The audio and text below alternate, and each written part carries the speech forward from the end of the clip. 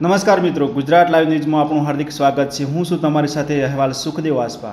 મહેસાણા જિલ્લાના વડનગર તાલુકામાં જૂના આસ્પા પ્રાથમિક શાળામાં પ્રવેશ નિમિત્તે શાળામાં ભવ્યથી ભવ્ય પ્રોગ્રામ રાખવામાં આવ્યો હતો, જેમાં પ્રોગ્રામમાં મુખ્ય અતિથિ પટેલ અંજનાબેન, મહિલા અને બાળ વિકાસ અધિકારી, તાલુકા પંચાયત વડનગર CRC સાહેબ મુકેશભાઈ, વડનગર પ્રાથમિક શિક્ષક સંઘના પ્રમુખ કિરણભાઈ, જિલ્લા સદસ્ય કપિલાબેન તેમજ ગામના સરપંચ શ્રી રૂખીબેન પ્રહલાદજી, પૂર્વ ડેલિગેટ પ્રહલાદજી ઠાકોર તથા સંગઠન મંત્રી ભગુભાઈ તથા શાળાના આચાર્યશ્રી, સ્ટાફગણ તેમજ ગ્રામજનો તથા બાળકો સાથે મળીને સાથ સહકાર મળ્યો હતો।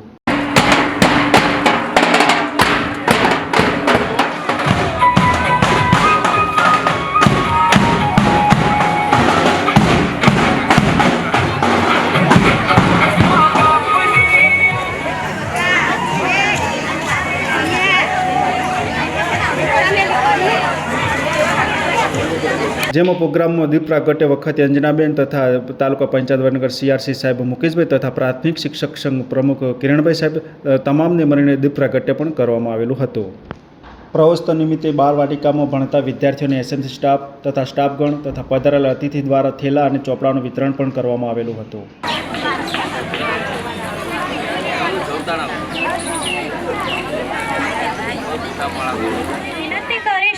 સ્વાસ્થ્ય અને પર્યાવરણ વિષય પર પોતાના વિચારો રજૂ કરો। વડીલો, માતાઓ, બહેનો તથા નાના નાના બાળકોને ઠાકોર શ્રદ્ધાના હૃદયપૂર્વકના નમન તથા વંદન।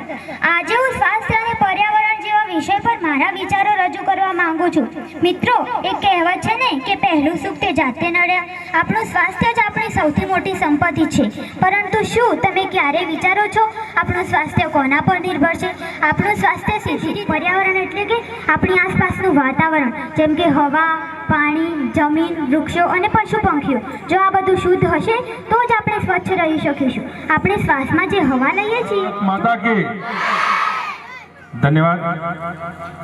કન્યા કેળવણી અને શાળા પ્રવેશોત્સવ 2026ની અંદર ઉપસ્થિત આજના કાર્યક્રમના અધ્યક્ષ CDPO બેન, તેમની સાથે પધારેલ યોગેશભાઈ, આપણા મત વિસ્તારના લોકલાડીલા જિલ્લા સદસ્ય બેનશ્રી, ગામના પ્રથમ નાગરિક એવા બેનશ્રી સરપંચશ્રી, માજી ડેલિગેટ, સંગઠનમાં સદાય એક્ટિવ રહેલા એવા ભગુભાઈ, ઉપસરપંચશ્રી, બંને ગામના SMCના અધ્યક્ષશ્રીઓ, SMC કમિટી, બંને ગામના વડીલો, માતાઓ, ભાઈઓ, બહેનો અને સવિશેષ મારા ભૂલકાઓ કે જેમના માટે આજે આપણે આ સરસ મજાનો કાર્યક્રમ કરી રહ્યા છીએ, તો આપ સર્વેને મારા નમસ્કાર નમસ્કાર નમસ્કાર। પૂછવાના છે અને એટલું તો પણ ધ્યાન રાખજો કે મહિનાનું એક વખત પણ સ્કૂલમાં આપણે આવવું જોઈએ। વિદ્યાર્થી ખબર ના પડશે પોતાના બાળકને કે હું સ્કૂલમાં જવાનો છું। તમે તમારી રીતે આવી પૂછો, આચાર્યશ્રીને મળો, શિક્ષકને મળો કે ભાઈ મારું બાળક નિયમિત આવે છે કે નથી આવતું, શું ભણે છે કે શું નહીં, તો ઘણો ફેર પડશે। અને આજના આ વિદ્યાર્થીઓ શું એ ભવિષ્યમાં પણ કોઈ મામલતદાર બનશે, કોઈ ડોક્ટર બનશે, કોઈ કલેક્ટર બનશે, કોઈ MLA થશે। એ ઘણી હમણાં માટે અત્યારે શિક્ષણ છે અને જો સમજશી તો ભવિષ્યમાં પણ આ બાળકો આગળ આવશે। એટલે શાળા પ્રવેશ ઉત્સવ, આંગણવાડી પ્રવેશ ઉત્સવ અંતર્ગત પધારેલ સર્વ મહાનુભાવો, આંગણવાડીના વર્કર અને હેલ્પર બહેનો અને મારા વાલા બાળ ગોપાળ, સૌને મારા જય શ્રી કૃષ્ણ બોલો। હા, બરાબર, બધા મજામાં?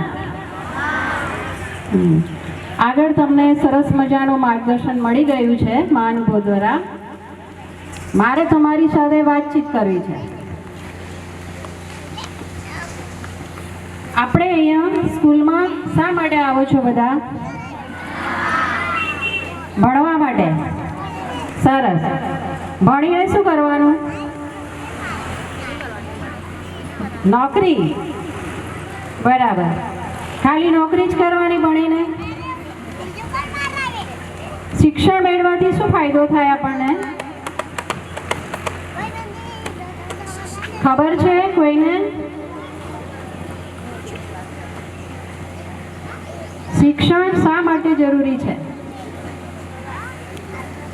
ખાલી નોકરી માટે નથી, આપણો વ્યક્તિત્વ વિકાસ પણ જરૂરી છે. તમારું જે શિક્ષણ અહીં આપવામાં આવે છે એ સર્વાંગી વિકાસને લગતું છે. 6 વિકાસ છે જે આપણા માટે જરૂરી છે. બરાબર, નોકરી તો બધા લઈ લેશે, શિક્ષણ તમારા ઉપર આધારિત છે. કોઈ ગોખીને સરસ મજાના પર્સન્ટેજ લાવી દેશે પરિણામ, કોઈ સમજીને લાવશે.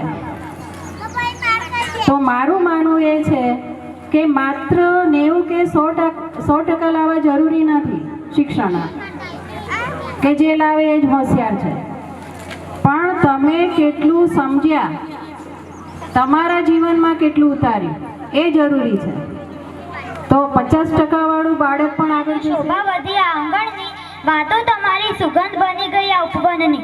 ઋણી રહીશું સદાય આપના આ સાથ બદલ, ઋણી રહીશું સદાય આપના આ સાથ બદલ.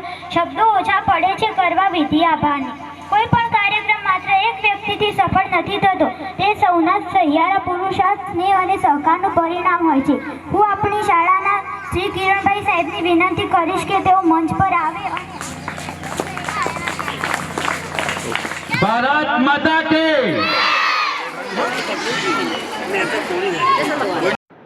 તેમજ પધારેલા અતિથિ સરપંચશ્રી તથા બાલવાટિકા બહેનો અને શિક્ષકગણ સાથે મળીને વૃક્ષોરોપણ પણ કરવામાં આવેલું હતું. તો મિત્રો, આવા અવારનવાર વિડીયો જોવા માટે અને અવારનવાર ન્યૂઝ જોવા માટે અમારી ચેનલ ગુજરાત લાઈવ ન્યૂઝને સબસ્ક્રાઈબ કરજો, લાઇક અને કોમેન્ટ જરૂર કરજો.